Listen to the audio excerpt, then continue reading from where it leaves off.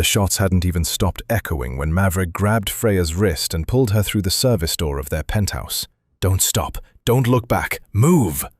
Freya didn't argue.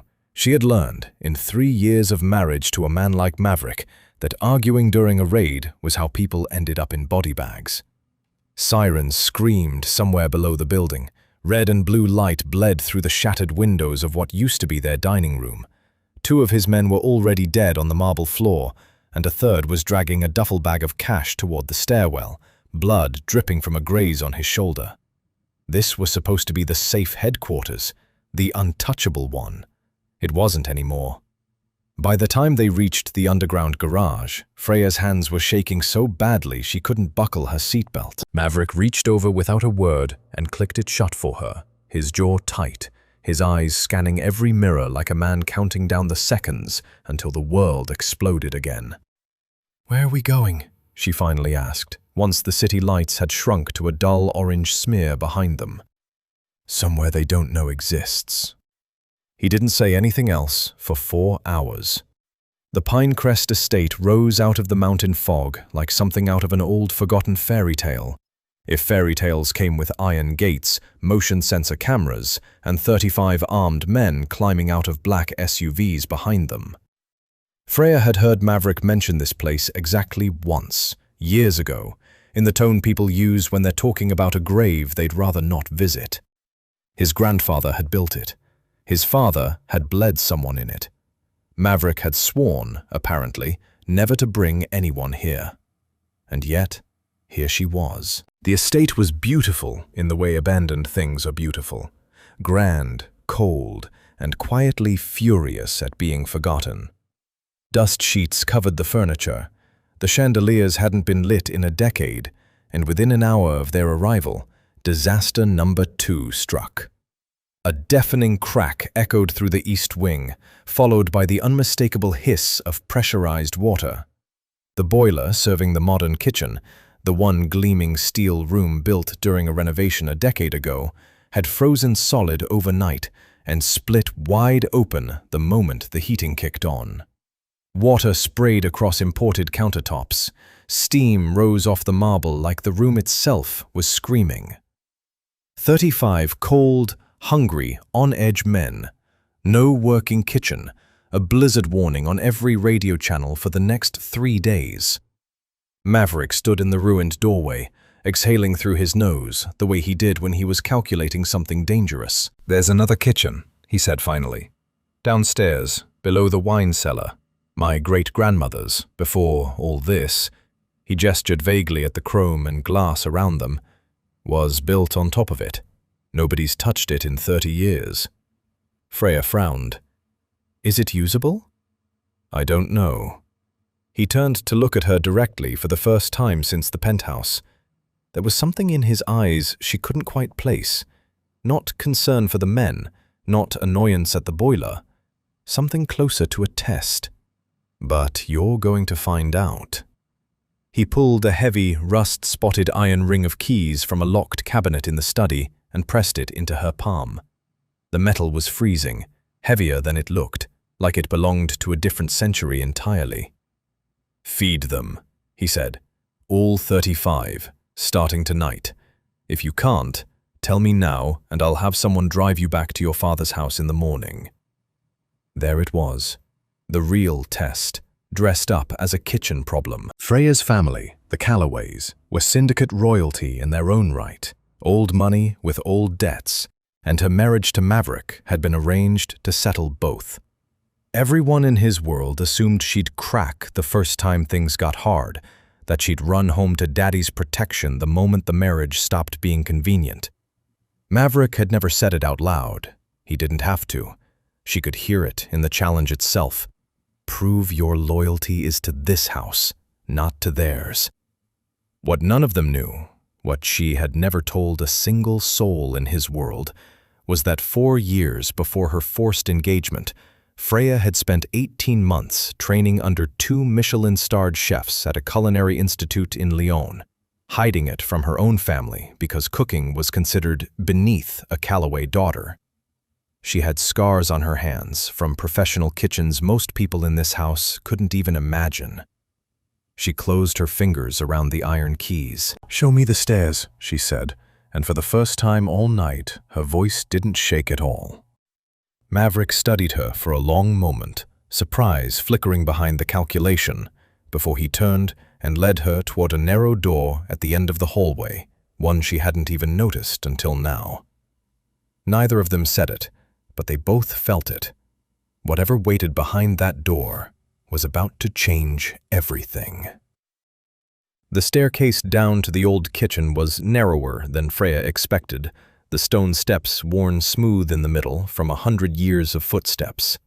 Cold air rushed up to meet her before she'd even reached the bottom, thick with dust and the metallic smell of rust. Maverick held an old oil lamp. The estate's generator hadn't reached this far below ground in decades, and the flickering light threw long shadows across walls she couldn't fully see yet. When he finally pushed open the heavy wooden door, Freya understood why he'd called it abandoned. It was worse than abandoned. It was frozen in time. A massive cast iron coal range dominated one wall, black with soot and cobwebs, its door hanging half off a rusted hinge. Copper pots, green with age, hung crooked from a ceiling rack.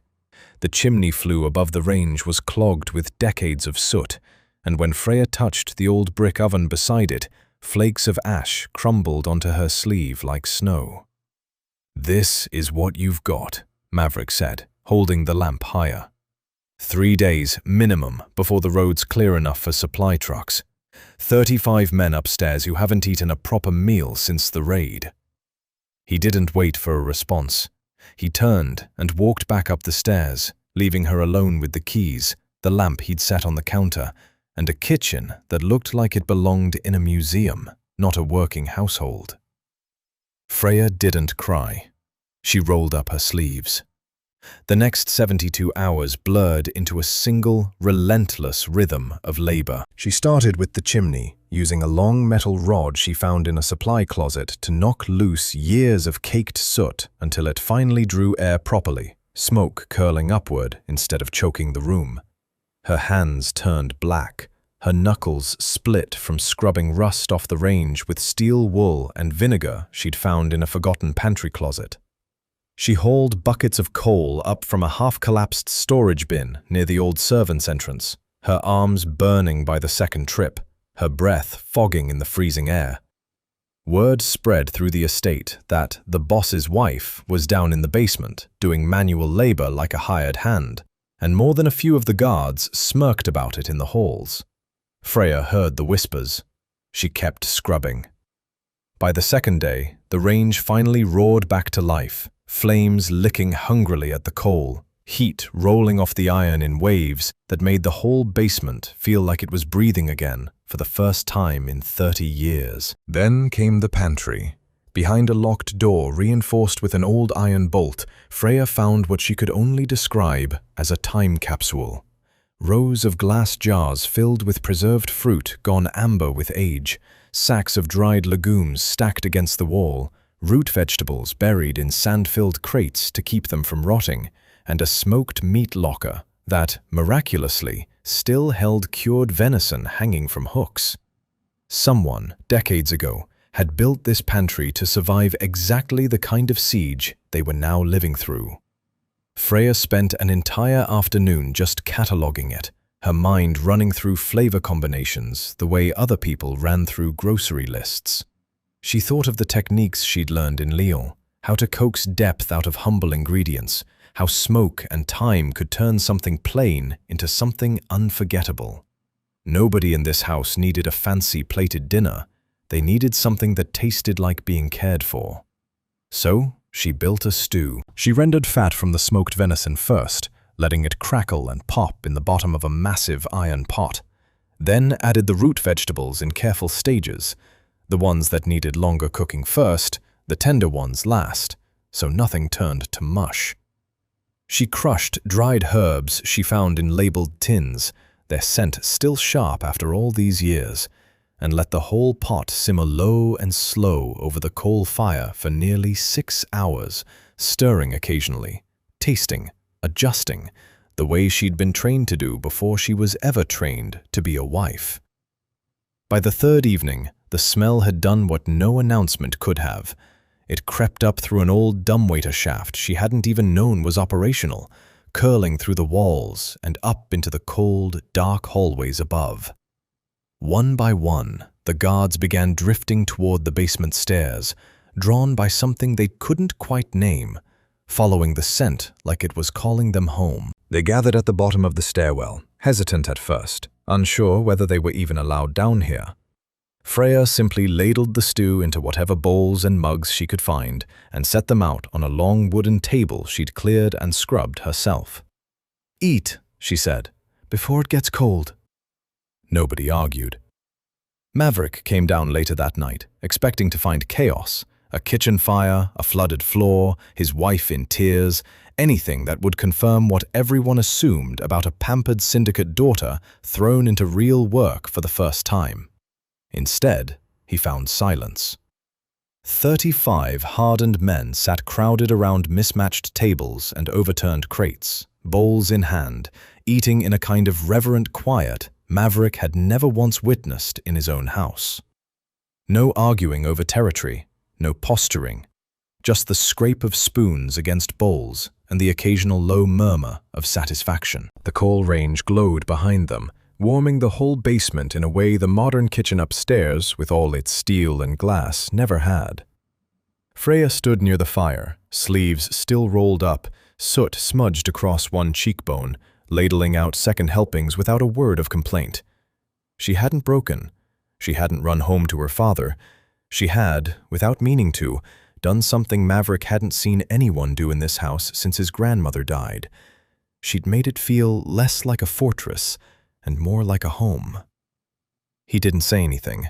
He simply took a bowl, sat down at the end of the long table among his own men, and ate in silence beside her, his eyes lingering on her a moment longer than he probably intended before he looked away. Something had shifted. Neither of them was ready to name it yet. By the fourth day, the storm eased just enough to reveal a problem Maverick hadn't mentioned during the chaos of their arrival. Checkpoint 4. A logging cabin 6 miles down the valley, guarding the only road pass into Pinecrest, had gone quiet on the radio. "They've been out there 3 weeks, Maverick said, spreading a worn map across the study table, his finger tapping a spot near a thin blue line marking a frozen creek. "Ration supplies, frozen pipes, no relief rotation because of the raid. If they're not fed properly soon, they'll either abandon the post or turn on each other." Freya looked up from the ledger she'd been using to track pantry stores. "Then feed them." Maverick's eyes flicked to her, unreadable. "It's not safe. The road's unstable this time of year, and if the men down there are as strained as I think, sending you in as a stranger could go badly." "I'm not a stranger. I'm your wife." She closed the ledger. "And I'm the only person in this house who can cook something worth defending a checkpoint for." He didn't like it. She could see that plainly enough in the tight line of his jaw. But 3 days ago, he'd handed her an impossible test expecting her to fail, and she hadn't. Refusing her now would have meant admitting he'd been wrong to underestimate her in the first place, and men like Maverick rarely admitted that twice in 1 week. "Armed convoy," he said finally. "You don't leave my sight." The drive down to Checkpoint 4 took nearly 2 hours over roads that had once been smooth asphalt and were now sheets of packed ice hidden under fresh snow. Freya sat wedged between 2 guards in the back of an armored SUV, a crate of supplies at her feet, salvaged grain, dried spices, bones she'd saved from the venison for broth, while Maverick rode in the lead vehicle ahead, radio crackling with terse updates. The cabin, when they finally reached it, looked exactly as bad as Maverick had described. 6 guards, unshaven and hollow-eyed, huddled around a wood stove barely holding a flame, subsisting on stale protein bars and canned beans gone cold from a dead generator. One of them, a broad-shouldered man named Riggs, eyed Freya with open suspicion the moment she stepped out of the vehicle. "Boss sent his wife to babysit us," he muttered, just loud enough to be heard. Freya didn't flinch. "Boss sent someone who can actually cook. Get that stove hotter. I need it roaring in 10 minutes. Something about the flat certainty in her voice made even Riggs move. She worked fast, aware of the daylight slipping away and the temperature dropping with it. She simmered the salvaged bones with wild herbs she'd bundled from the estate's pantry, letting a rich, spiced broth build over the wood stove while she mixed flour, water, and a pinch of salvaged salt into a rough dough, slapping it flat and cooking it directly on a scavenged iron griddle until it puffed and blistered at the edges. The smell of hot bread and simmering broth filled the tiny cabin, cutting through weeks of stale desperation like a knife through ice. By the time she ladled the first bowls, the guards weren't just eating, they were leaning into the warmth of it, shoulders dropping for the first time in what was probably weeks. Riggs took a second helping without a word of complaint, and one of the younger guards, barely out of his teens, admitted quietly that it was the best thing he'd eaten since the raid started.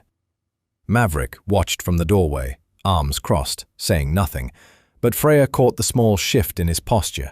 The weight tension he'd been carrying since they arrived eased out of his shoulders. Morale, she realized, wasn't just about loyalty or fear. Sometimes it was this simple: a hot meal. Proof that someone remembered you existed. They didn't get the luxury of savoring it. Halfway back to the estate, as dusk swallowed the last grey light over the mountains, the lead vehicle's headlights caught something wrong on the road ahead. A dark seam running across the ice, where ground should have been solid. Before Maverick could shout a warning over the radio, a groaning crack tore through the silence, and a section of the road simply gave way, collapsed by weeks of freeze-thaw pressure beneath the snow, dropping into a shallow ravine in a spray of ice and gravel. The convoy skidded to a stop just short of the break, tires locking, the SUV Freya rode in fishtailing violently before jerking to a halt inches from the crumbling edge. For a moment, nobody moved, nobody breathed. Then Maverick was out of his vehicle, running through the snow toward her door, yanking it open himself instead of waiting for a guard to do it. "Are you hurt, Freya?" "I'm fine," she managed, though her hands were shaking against the crate of empty pots in her lap. He didn't answer right away. He crouched there beside the open door, one hand braced on the frame, breathing hard, studying her face like he was checking for damage he didn't quite trust her to admit to. Then, without a word, he turned and began directing the convoy around the break himself, testing the ice with his own boots first, guiding each vehicle across a narrower, safer path he found by flashlight, refusing to let anyone else take the risk before he had. It took another hour of careful, freezing work to get every vehicle safely back onto solid ground. By the time they reached the estate gates, the sky was fully dark, and Freya was numb with cold and adrenaline both. Maverick walked her inside himself, one hand hovering near her back the entire way, not quite touching, like he wasn't sure he was allowed to yet. "You didn't panic," he said quietly, once they were alone in the warm entryway. "Out there, on the ice." "Neither did you." He studied her a moment longer, something unreadable working behind his eyes. "No," he admitted. "I don't panic often, but watching that road give way under you." He stopped himself, jaw tightening, and looked away first. Neither of them finished the thought out loud, but it lingered in the space between them long after the door closed behind them, warmer and more dangerous than either was ready to admit. The days after Checkpoint 4 fell into a strange new rhythm, one Freya hadn't expected to find in a house built on fear and guns. The estate's power came back in flickers, enough to run lights in the main halls, not enough to trust the modern kitchen even if the boiler had been fixed. So the basement stayed the heart of the house, coal range roaring day and night, and Freya stayed with it, learning its moods the way she'd once learned the moods of professional stoves in Lyon. She knew now which corner of the range ran hottest, which chimney draft needed coaxing on damp mornings, which pantry jars were nearing the end of their shelf life and needed using first. What she hadn't expected to find, tucked behind a warped wooden panel near the old servants' stairs, was the dumbwaiter. It was smaller than she imagined, a narrow brass-lined box on a pulley system so old the rope had gone stiff with age. But when she tested it, half out of curiosity, half out of boredom during a quiet afternoon, it still moved. She traced the shaft up with her fingers where it disappeared into the wall and asked one of the older staff members, a groundskeeper named Ellery, who'd worked the estate even before Maverick's father took it over, where it led. "Straight up to the old master's study," Ellery said, not looking up from the woodpile he was stacking. "Built so the lady of the house could send meals up without ever leaving her kitchen. Nobody's used it in 30 years. Freya glanced toward the ceiling, thinking of the room she knew was directly above, the study where Maverick now spent nearly every night until 3 in the morning, hunched over tactical maps and ledgers, trying to hold together a syndicate that had nearly collapsed in a single evening. He barely ate during those hours. She'd noticed the empty coffee cups piling up on his desk when she brought him reports, the way his jaw looked tighter each night, the shadows deepening under his eyes. She didn't ask his permission. She simply started sending food.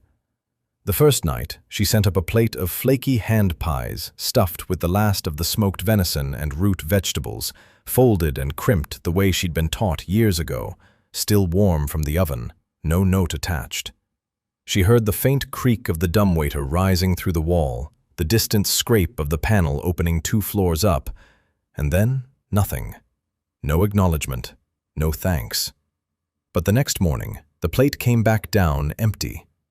She sent tea the second night, a spiced blend she'd found in one of the pantry's oldest tins, steeped strong and sweetened with the last of the estate's honey, along with a small dish of braised meat she'd let simmer low all afternoon until it fell apart at the touch of a fork. Again, silence. Again, an empty plate by morning. By the 4th night, she'd stopped expecting a response at all. She simply found herself looking forward to the ritual itself, the quiet act of cooking something specifically for him, something meant for no one else, sent up through a hidden channel that felt, in a strange way, more intimate than anything they'd said to each other out loud since the raid. She didn't examine too closely why that mattered to her. She told herself it was practical. He needed to eat. A man running on empty coffee cups and adrenaline made mistakes, and mistakes in his line of work got people finished. That was all this was. She almost believed it. On the 7th night, she sent up a dish she'd been especially proud of, a rich, braised meat stewed for hours with preserved plums from the pantry, the sweetness cutting through the smoke and salt in a way she thought captured everything she'd learned to do best. She placed it in the dumbwaiter, gave the rope a gentle tug, and watched it disappear up into the dark shaft as she had every night before. This time, she didn't walk away. She stood by the shaft a moment longer than usual, listening to the faint sounds from above, a chair scraping, low voices from guards passing in the hallway, the distant creak of old floorboards under Maverick's restless pacing. And then, after several long minutes, she heard it. The soft, unmistakable rattle of the dumbwaiter's pulley system turning again, this time descending. Her heart gave an odd little lurch she chose to ignore. The wooden panel slid open at the bottom, revealing the empty plate as expected, scraped clean, not a scrap left behind. But resting on top of it, deliberately placed, was something that hadn't been there before. A wooden spoon. Not one from the kitchen's collection. This one was rougher, hand-carved, the handle whittled with careful, uneven strokes that spoke of patience rather than skill. The work of someone who'd clearly never done woodwork before, but had tried anyway, late at night, alone, between poring over maps of a syndicate on the verge of war. Freya picked it up slowly, turning it over in her hands. The wood was still faintly warm, like it had been carved close to the fire in his study, whittled by firelight while he ate the food she'd sent up without a single word between them. There was no note. There didn't need to be one. She understood, standing there in the dim glow of the coal range with the spoon warm in her palm, that this was Maverick's version of speaking, a man who negotiated peace treaties and settled blood debts with silence and calculation, who had never once, in 3 years of marriage, given her anything that wasn't part of an arrangement, a transaction, a piece in someone else's game. This was different. This was his. She kept it. She didn't tell anyone, didn't mention it the next morning when she passed him in the hallway and he gave her the same brief, unreadable nod he always did. But that night, and every night after, she found herself lingering a little longer by the dumbwaiter, and the meals she sent up grew a little more careful, a little more deliberate, made not just for a man who needed feeding, but for one she was beginning, despite every warning in her mind, to actually care for. Whatever this was becoming, neither of them was saying it out loud yet, but the silence between them had started, very quietly, to sound like something else entirely.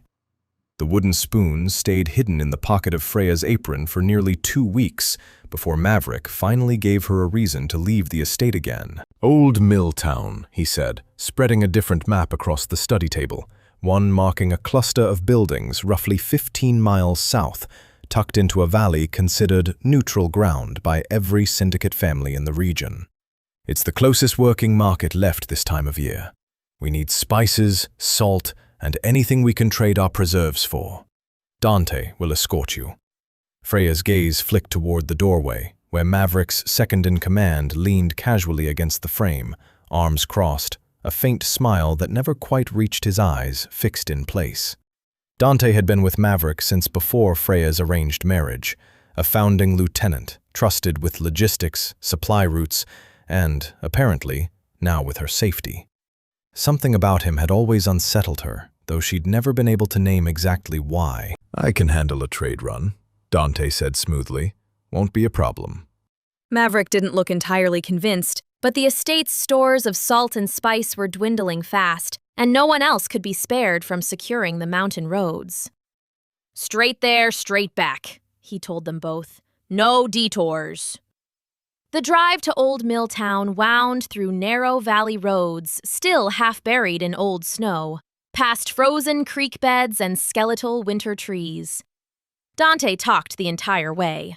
Easy, charming stories about early days in the syndicate, jokes at Maverick's expense that were clearly meant to make Freya laugh and lower her guard.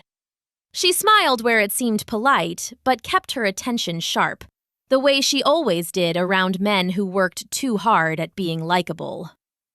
The market town itself was a strange, fragile bubble of peace.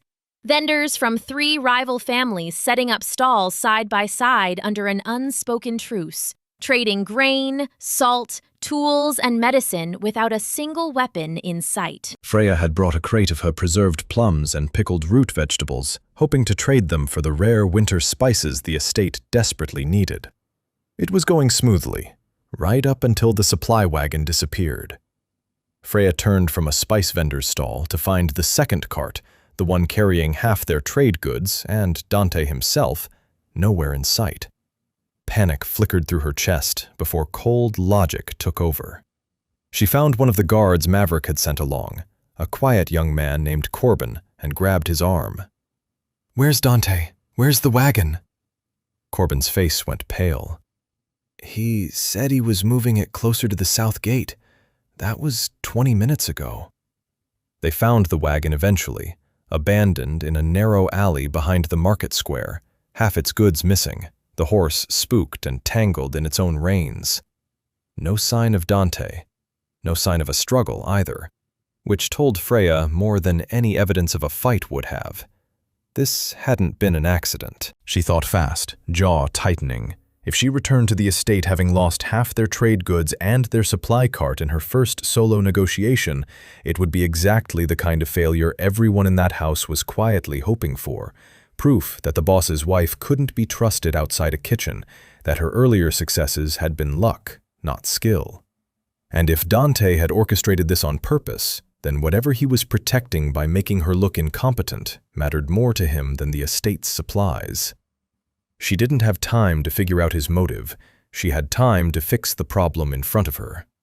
Freya left Corbin to secure the damaged wagon and walked straight toward the cluster of elders overseeing the market's neutral trade council, 3 weathered mountain leaders who'd controlled Old Milltown's supply routes long before any syndicate family existed. She'd noticed them earlier, watching the market with the quiet authority of people who'd seen 100 desperate negotiators come through these stalls. "I need to speak with you," she said, setting her half-empty crate of preserves on their table without waiting for permission.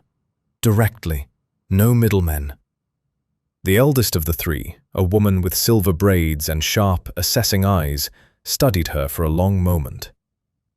"You're the syndicate boss's wife, the one running the mountain kitchen." News traveled fast, apparently, even up here. "I am, and I have a problem your council can solve, and a solution your council might actually want." Freya gestured to her preserves. "These plums, these pickled roots, they'll last through spring without a single jar spoiling. I didn't just make them.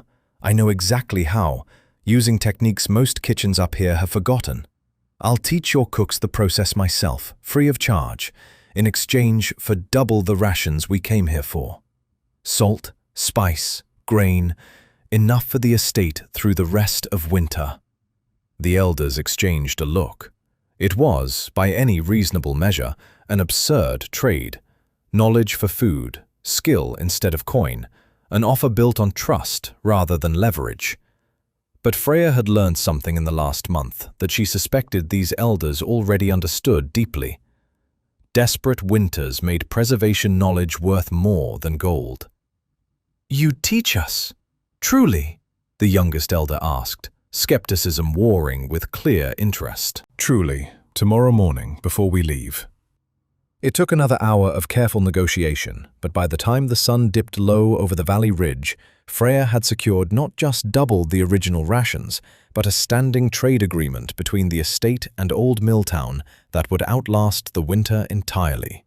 All without a single weapon, threat, or ounce of the syndicate leverage everyone else in that world relied on.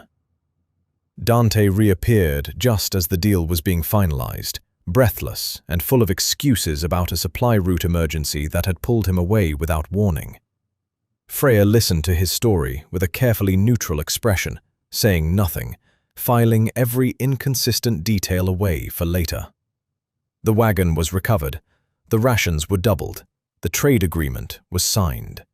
By every measure that mattered, Dante's plan, whatever exactly it had been, had failed completely. But as they loaded the newly stocked carts for the drive home, Freya caught Dante watching her from the corner of his eye. That same easy smile in place, betrayed only by a flicker of something colder underneath it. Calculation. Frustration. The look of a man recalculating a plan that hadn't gone the way he'd hoped. She said nothing to him the entire ride back to the estate, but she made a quiet decision as the mountain peaks rose into view through the frosted windshield. Whatever Dante was really protecting, whatever he'd been trying to sabotage by making her look incompetent in front of the market elders, she intended to find out. Because men who orchestrated failures that convenient rarely did it just once. The trade agreement with Old Milltown changed something in the estate's rhythm. Grain sacks and salt barrels arrived by sled twice a week now, and the pantry that had once felt like a fragile lifeline began to feel, for the first time, almost abundant. Freya used the surplus to expand. New shelving, better storage, a proper cold cellar carved out of unused basement space that had sat empty for decades. It was during that expansion, 3 weeks after the market trip, that she found the wall. She'd been directing 2 of the younger guards in clearing out a section of crumbling brick near the back of the old pantry, planning to knock through into what she assumed was more storage space. The mortar between the bricks was soft with age, flaking away at the first strike of a mallet, and within minutes an entire section of wall gave way in a cloud of ancient dust. Behind it was a small hidden alcove, no larger than a closet, clearly sealed off deliberately rather than collapsed by time. Inside sat a single trunk, its leather straps brittle and cracked, and stacked beside it, a row of worn, cloth-bound journals. Freya sent the guards back upstairs and knelt in the dust alone, lifting the topmost journal with careful hands. The handwriting inside was elegant, slanted, unmistakably feminine. and the first page bore a name that made her breath catch. Property of Adeline, Kitchen Ledger and Private Notes, 1962. Maverick's grandmother. Freya spent that entire afternoon reading by lamplight, unable to stop once she'd started. The early pages were exactly what the title promised: recipes, harvest notes, careful records of preserved goods stocked against hard winters, written in the same meticulous, practical tone Freya recognized in her own habits. But as the entries progressed, they shifted into something far more personal. Adeline wrote about her husband's growing violence in careful, coded language, the kind of writing meant to survive being read by the wrong eyes. She wrote about a young grandson who used to slip down to the basement kitchen whenever the house upstairs grew too loud, too tense, too dangerous. A small boy hiding among the pots and the coal fire warmth, the only place in the entire estate where nobody raised their voice or their hand.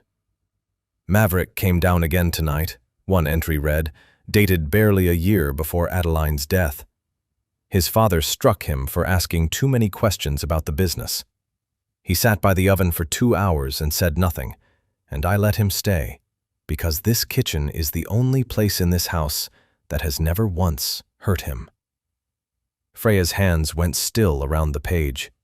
Suddenly, the entire test Maverick had given her on their first night at the estate looked completely different. He hadn't handed her the abandoned kitchen at random, and he hadn't done it purely to test her loyalty against her family's either. Not entirely. He had given her the one place in this entire fortress that had ever meant safety to him, the one room his father's cruelty had never fully touched. He had trusted her with something sacred, and she doubted he'd even realized it himself. She was still sitting there, journal open in her lap, when she heard footsteps on the basement stairs. Maverick appeared in the doorway a moment later, drawn down, he explained, by the noise of the wall coming apart. His eyes moved from the broken brick to the open trunk to the journal in Freya's hands, and something in his expression shifted immediately from wary curiosity to something far more guarded. "Where did you find those?" he said. It wasn't quite a question. "Behind the wall. I wasn't looking for anything, I swear. We were just clearing space for the new cellar." Freya held the journal out toward him carefully, an offering rather than a confrontation. "It's your grandmother's. Adeline's." He didn't take it right away. He stood in the doorway for a long moment, jaw working, the way it did when he was deciding whether to retreat behind the same cold distance he'd used on her for 3 years of marriage, or to do something else entirely. He crossed the room instead and sat down beside her on the cold stone floor, close enough that his shoulder nearly brushed hers, and took the journal from her hands. He read the entry silently. Freya watched something crack quietly behind his composure as he did. "I used to hide down here," he said finally, voice low, rougher than she'd ever heard it. "Whenever my father—" He stopped, started again. "This was the only room in the entire house where nobody ever raised a hand. My grandmother would let me sit by the oven for hours, never asked questions, never made me talk about it if I didn't want to." "That's why you gave it to me," Freya said quietly. "Not just to test me." "I told myself it was just a test." He turned the journal over slowly in his hands, staring at his grandmother's handwriting like it was something fragile. "But some part of me wanted to see if you'd bring it back to life, if you'd make it feel the way it used to, before everything upstairs turned cold." The confession hung between them, unguarded in a way Maverick almost never allowed himself to be. "I'm sorry," he added, quieter still, "for how cold this marriage has been, for treating you like a piece of an arrangement instead of—" He stopped himself, jaw tightening again, like the rest of the sentence frightened him more than any raid or rival syndicate ever had. Freya reached over and closed her hand gently over his, over the journal, over the fragile history of a boy who'd once needed a kitchen to survive his own family. "You don't have to finish that sentence tonight," she said softly, "but I'm glad you started it." They sat there together in the warm glow of the coal range for a long time after that, Adeline's journals stacked between them, neither of them saying much more, both of them understanding, without needing the words, that something fundamental between them had just quietly, irreversibly shifted. The storm that hit Pinecrest in late January arrived with almost no warning at all. Radio forecasts had predicted heavy snow, nothing more. But by mid-afternoon, the wind had shifted into something ancient and furious, howling down off the mountain peaks and burying the estate under snowfall thicker than anyone had seen in living memory.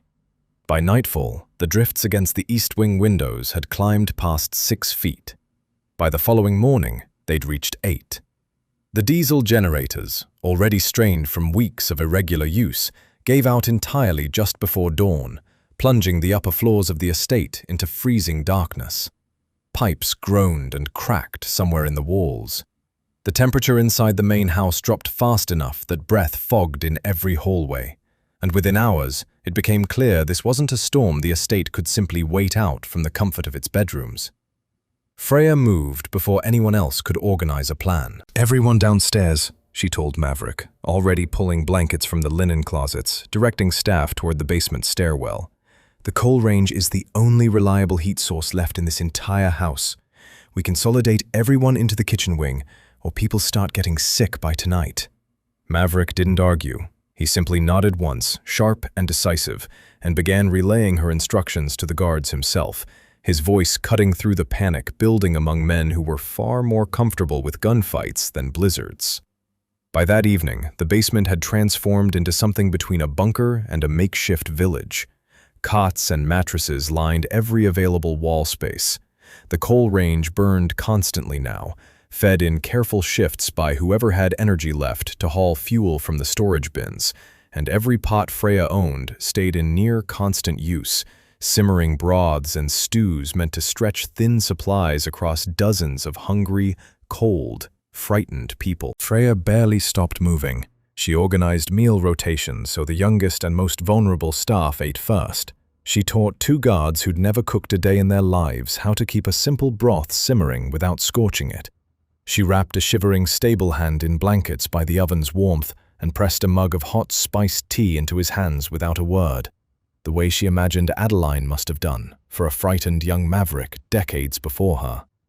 Maverick worked alongside her without complaint or hesitation, something Freya suspected the estate's staff had never once witnessed from him. He hauled coal himself, sleeves rolled up, hands blackened with soot. He helped nurse 2 guards suffering mild frostbite, holding their hands steady while Freya wrapped the damaged skin with careful, practiced hands. He split firewood outside in brutal, whipping wind for supplies that couldn't wait, returning inside half-frozen and refusing to rest until every task was finished. Late into the second night of the storm, with most of the household finally settled into uneasy sleep around the glowing range, Freya found him sitting alone near the old brick oven, staring into the coals, exhaustion and something raw etched into every line of his face. She sat down beside him without asking, the way she'd learned he needed sometimes, and offered him a mug of the last of the spiced tea. "You've barely slept in 2 days, she said quietly. "Neither of you. I'm used to it. Kitchens don't wait for anyone to rest." She studied him for a long moment in the flickering firelight. "But you didn't have to help carry firewood yourself tonight. You're the boss. You could have ordered any of them to do it." "I know." He turned the mug slowly in his hands, staring into the fire rather than at her. "I didn't want to sit upstairs giving orders while you were down here doing all of this. I wanted—" He paused, jaw working the way it did when he was fighting past every instinct that told him to stay guarded. "I wanted to be here, with you, doing it together." Something in Freya's chest loosened at that, a warmth that had nothing to do with the fire beside them. "That's new," she said softly. "You, wanting to be somewhere instead of just being obligated to. A lot of things feel new lately." He finally looked at her directly, firelight catching the exhaustion and something far gentler underneath it in his eyes. "I spent 3 years treating this marriage like an arrangement I had to manage carefully so it didn't blow up in my face. I never once let myself think about what it might actually feel like to want you here. Not as leverage, not as a political marriage, just His voice roughened. "Just you." The storm howled somewhere far above them, buried under 8 feet of snow, cutting the entire estate off from the rest of the world entirely. Down here, in the warm glow of the coal range that had once been his only sanctuary, none of that mattered anymore. Freya reached up and gently touched the side of his face, feeling the roughness of days without shaving, the tension finally easing out of his jaw under her palm. "Then stop treating it like an arrangement," she said quietly, "because it stopped being one for me a long time ago." Whatever careful distance Maverick had maintained between them for 3 years of cold marriage finally, fully collapsed in that moment. He leaned in and kissed her, slowly, deliberately, like a man finally allowing himself something he'd wanted for far longer than he'd ever admitted. And Freya met him without a single trace of hesitation left in her. The storm raged on above them for 2 more days, trapping the entire household together in that fire-lit basement sanctuary. But down there, surrounded by soot-blackened walls and the ghosts of a past that had once needed saving, Freya and Maverick finally, fully found each other. Not as a syndicate boss and his politically arranged wife, but as 2 people who had quietly, stubbornly fallen in love in the middle of the coldest winter either of them had ever survived. By the time the storm finally broke and sunlight cut weakly through the drifts outside, something between them had changed permanently, warm and certain in a way neither of them intended to let go of again. The storm broke on a Tuesday morning, sunlight spilling weakly across snowdrifts that had swallowed half the estate. Digging out took days, guards clearing paths with shovels, generators sputtering back to life one by one. The diesel lines finally thawed enough to restore power to the upper floors. But the mood inside the estate had shifted into something the storm itself couldn't explain away. Morale, for the first time since the raid that had driven them all up the mountain, was genuinely high. Maverick and Freya no longer bothered hiding the change between them. He found reasons to linger in the basement kitchen, even when there was nothing urgent to discuss. She stopped sending meals up through the dumbwaiter in careful silence and started simply walking upstairs herself, sitting with him while he worked, the wooden spoon he'd carved kept in a drawer near the range, like a quiet, permanent fixture of the household now. Everyone noticed. Most of the estate seemed pleased by it. A united boss and his wife meant stability, and stability meant survival in their line of work. Dante did not seem pleased at all. Freya had watched him carefully in the weeks since Old Mill Town, cataloging small inconsistencies the way she once cataloged pantry stores, the excuse about the supply wagon that never quite added up, the way his easy charm had grown thinner and more brittle the closer she and Maverick grew. She hadn't caught him doing anything outright treasonous yet, but she'd learned, in 3 years married into this world, that patient men rarely gave up their plans just because the first attempt failed. She was right to keep watching. Maverick announced a celebration feast the evening the last of the snow finally cleared from the main roads. A proper meal in the grand upper dining hall for the first time since the raid, meant to mark not just surviving the storm, but surviving the entire brutal winter that had tested every person under his roof. Freya spent the day preparing the largest single dish of the season. A massive cauldron of rich soup simmered from the last of the smoked venison stock, thickened with root vegetables and the final jars of preserved plums, meant to feed the entire household in one shared, communal gesture. She'd been proud of it, tasting and adjusting all afternoon, layering flavor the way she'd learned years ago in Lyon. She stepped away only once, briefly, to help 2 staff members carry serving dishes up to the dining hall. It was long enough. When she returned to the basement kitchen to finish the final preparations before service, something felt subtly wrong. The cauldron lid sat slightly askew, not quite the way she'd left it. A faint, unfamiliar bitterness lingered beneath the rich aroma of smoke and spice when she leaned in to check the simmer. Something so slight most people would never have noticed it at all. Freya's trained palate had spent 18 months in Lyon learning to detect flavor imbalances invisible to untrained senses. A fraction too much acid, a hint of scorched sugar, the faintest trace of something that didn't belong. This wasn't a flavor imbalance. She dipped a clean spoon into the broth, tasted the smallest amount possible, and immediately spat it back out, heart hammering. Underneath the rich smoke and spice sat something chemical, faint but unmistakable, a bitterness that had no business existing in any dish made from the ingredients she'd used. Someone had tampered with the cauldron. She didn't scream. She didn't panic. She simply turned to the nearest guard stationed near the kitchen entrance and said, in a voice flat and controlled enough that he obeyed instantly, "Nobody eats from this pot. Nobody. Get Maverick, now." Maverick arrived within minutes, alarm flickering behind his composed exterior the moment he saw Freya's face. She explained quickly, quietly, careful not to let the words carry beyond the two of them and the trusted guard standing watch. "Someone put something in the soup," she said. "I caught it during a taste test. If I hadn't—" She didn't finish the thought. She didn't need to. Nearly the entire household would have eaten from that cauldron within the hour. Maverick's expression went cold, and still in a way Freya had only seen once before, the night of the raid in the city. "Show me." She carefully collected a sample of the tainted broth into a sealed glass jar, hands steady despite the adrenaline coursing through her, and handed it to him. "Who had access to this kitchen this afternoon?" he asked, voice dangerously quiet.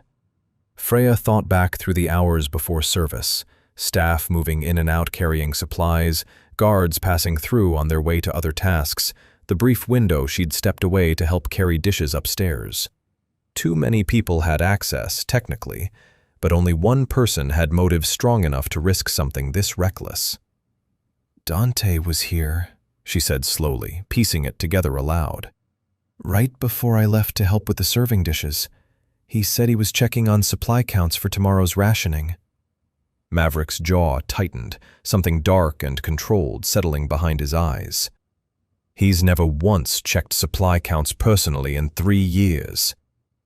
The feast was quietly cancelled that night, replaced by a simpler, safer meal Freya prepared fresh from untouched pantry stock, the tainted cauldron sealed away and locked in the cold cellar as evidence. Dante offered a smooth explanation when questioned.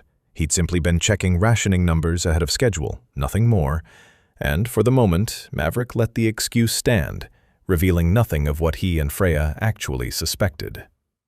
But that night, once the household had finally settled and the estate had gone quiet again, Maverick sat with Freya in the basement kitchen, the sealed jar of tainted broth between them on the table, like a piece of evidence in a trial neither of them had officially begun yet. "If you hadn't caught this," he said quietly, staring at the jar, "half this house would be sick or dead by morning, and Dante would have had exactly the chaos he needed to make a move against me while everyone was too incapacitated to stop him." "He's been planning this since Old Milltown," Freya said. "Maybe longer." Maverick's eyes met hers across the table, something fierce and protective settling into his expression. "We're going to need proof strong enough that even his own loyalists can't defend him." Freya thought of the chemical bitterness she'd tasted, distinct enough that it might be traceable if analyzed properly, distinct enough to match against whatever source Dante had used to acquire it. "I think I know exactly where to start looking," she said quietly, already thinking back to the market at Old Milltown, to the rare spices and unfamiliar goods traded quietly among vendors who dealt in more than just grain and salt. The war Dante had been trying to start all winter was about to become very real, except now it was Freya and Maverick moving first. It took 4 days to build the case against Dante properly, and Freya spent every one of them in the cold cellar, working alongside a chemist Maverick trusted from one of his legitimate business fronts. A quiet, careful woman named Priya, who ran toxicology analysis for the syndicate's more delicate disputes.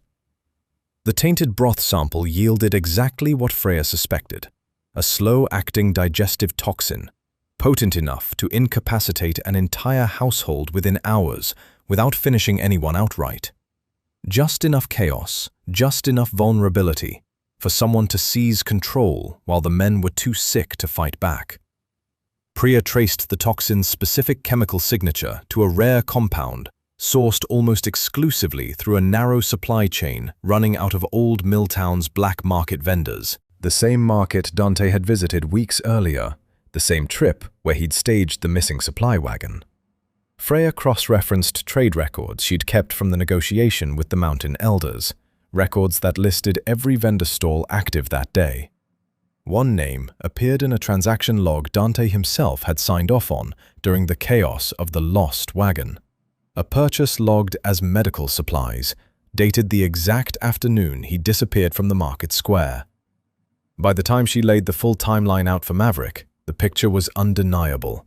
Dante hadn't just sabotaged the trade run to make Freya look incompetent. He'd used the confusion of that failed sabotage as cover to acquire the very poison he'd later use against the entire estate. Maverick studied the evidence in silence for a long time, jaw set, eyes hard in a way Freya hadn't seen since the raid that started all of this. "This isn't something I handle quietly anymore," he said finally. "This goes in front of the other families, publicly." The summit was arranged within the week, called on neutral ground at the frozen river ridge 10 miles south of the estate, a stretch of open ice long used by regional syndicate leaders to settle disputes too dangerous to leave unresolved. Maverick summoned his own regional lieutenants alongside representatives from the rival syndicate whose earlier raid had started the entire chain of events, a rare gathering that only happened when something threatened the stability of the whole region, not just one family's territory. Freya stood beside Maverick as the various parties arrived, bundled against the brutal wind cutting across the frozen river, watching Dante's expression carefully as he took his place among the assembled lieutenants. He looked composed, confident even, clearly unaware of exactly how much evidence had been quietly assembled against him over the past week.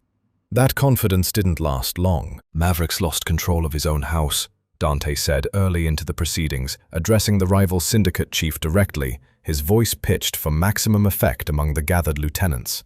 "His wife runs the kitchen like it's her own little kingdom. His men take orders from a woman with no real authority in this world.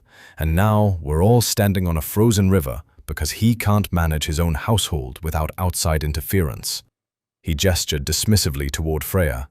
"This is what happens when a boss lets sentiment cloud his judgment." It was, Freya realized, exactly the narrative Dante had probably been building toward all along, not just eliminating Maverick through poison and chaos, but discrediting him first, painting him as weak and compromised in front of the very people whose respect held his entire syndicate together. Maverick didn't raise his voice. He simply nodded once toward Freya. "My wife has something to show everyone here," he said calmly. "I'd suggest listening carefully." Freya stepped forward, sealed evidence folder in hand, her voice steady despite the freezing wind and the dozens of hardened faces watching her. 3 weeks ago, someone poisoned a communal meal meant to feed this entire household, she said, addressing the assembled lieutenants directly rather than Dante. "I caught it during a routine taste test, moments before it would have been served to over 30 men. This," she held up the sealed sample, "is a slow-acting digestive toxin, chemically analyzed and confirmed by an independent specialist." She laid out the timeline methodically, the way she once laid out ingredients before building a dish. The sabotaged supply wagon at Old Milltown, the mysterious disappearance that gave Dante cover to acquire rare chemical supplies, the transaction record bearing his own signature, and finally, the tampered cauldron discovered the exact evening of the celebration feast, timed precisely to incapacitate the household while Dante moved against Maverick's leadership. "He wasn't protecting the syndicate from a weak boss," Freya said, turning finally to face Dante directly. "He was manufacturing the exact chaos he needed to seize control himself, and he was willing to poison 35 loyal men to do it."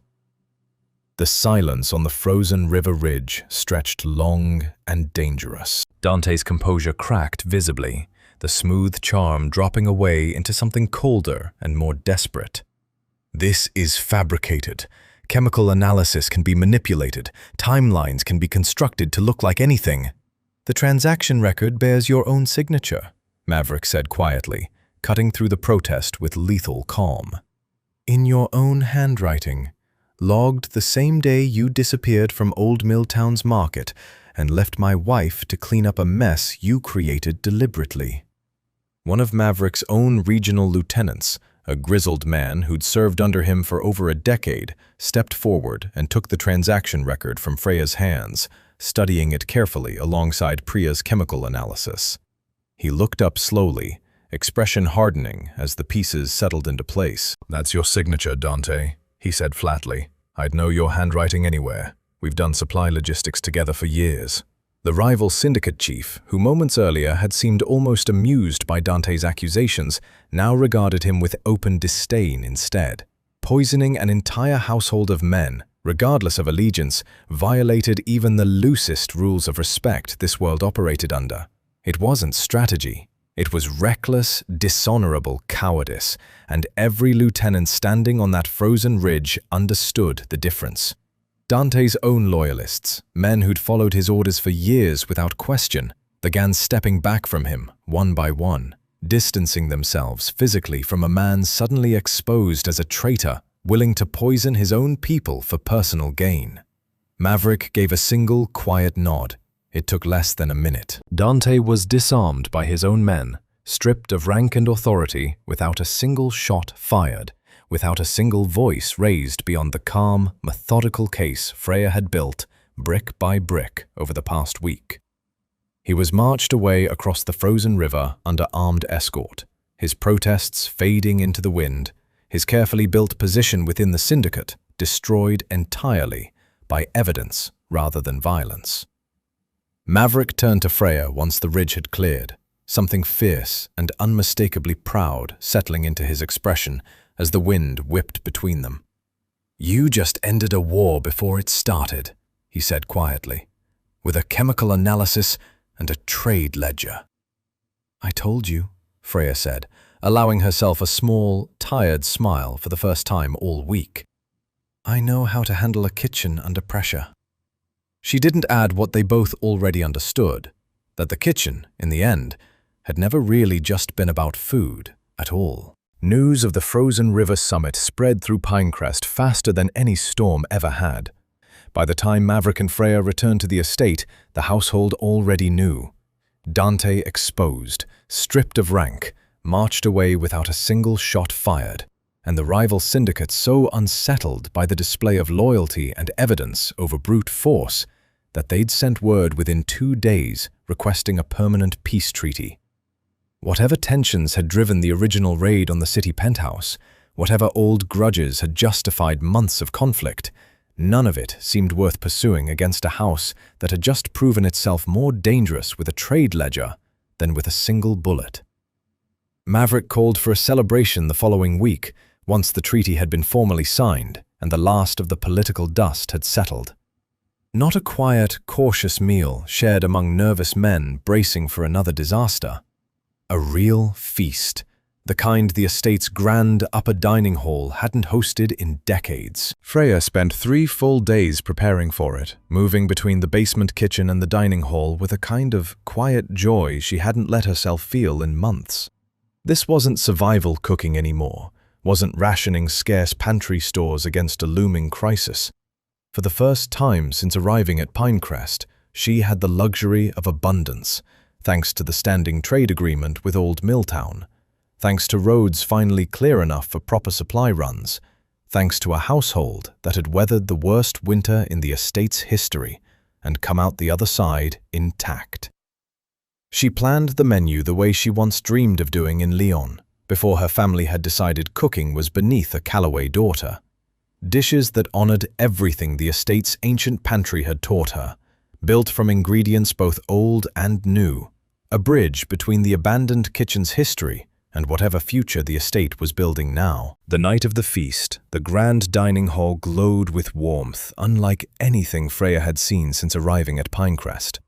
Candles lined every surface, the chandeliers finally restored to working order after weeks of repair. But the true warmth in the room came from something else entirely. Trays of food carried up personally from the basement hearth. The same coal range that had kept 35 men alive through a blizzard, now feeding a celebration instead of a survival effort.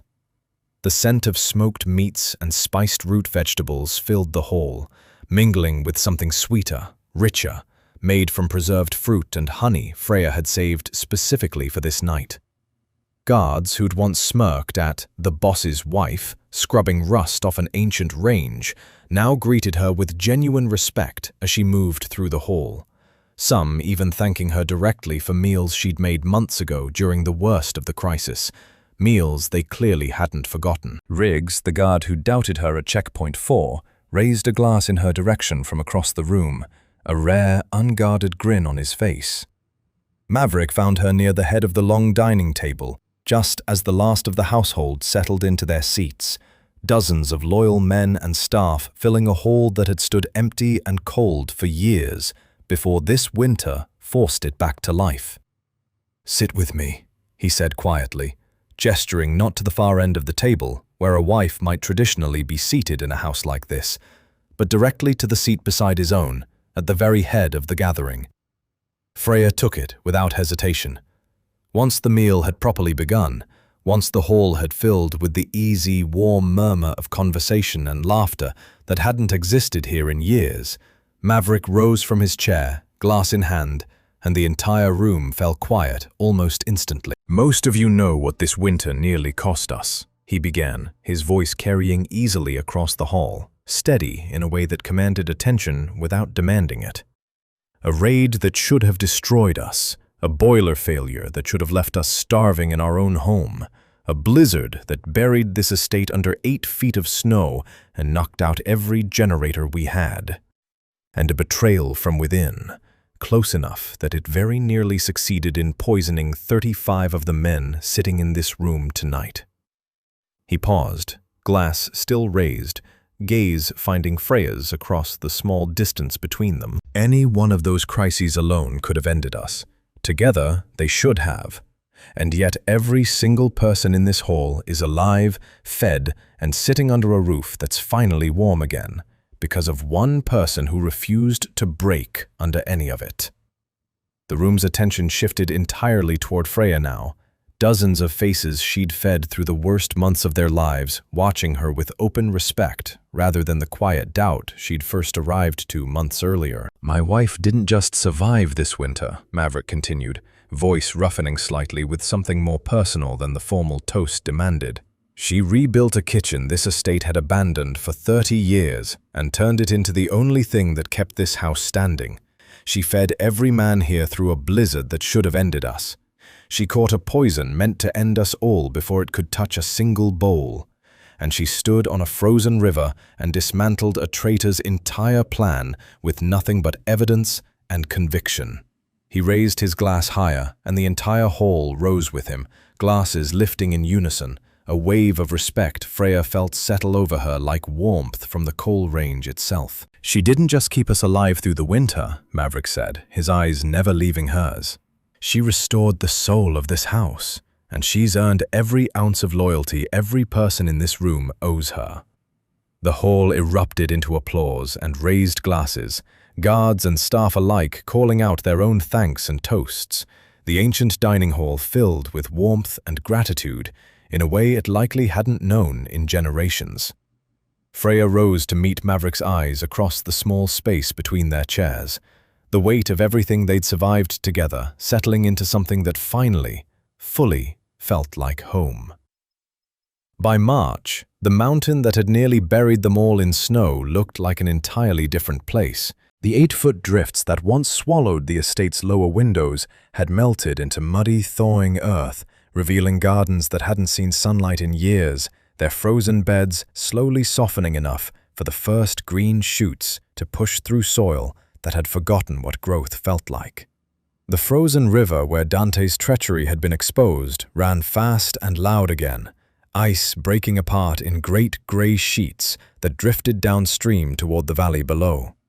Even the air smelled different, sharper, cleaner, carrying the faint promise of things waking up after a long, brutal sleep.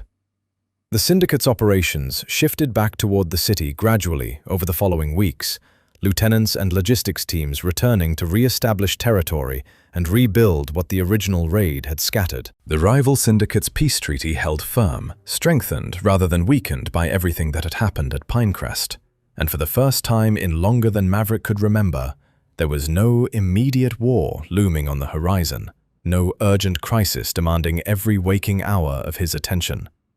He made his decision the same week the last snowdrift finally disappeared from the estate's front gates. "We're staying," he told Freya one evening, finding her in the basement kitchen where she still spent most of her time, even now that the modern kitchen upstairs had finally been repaired.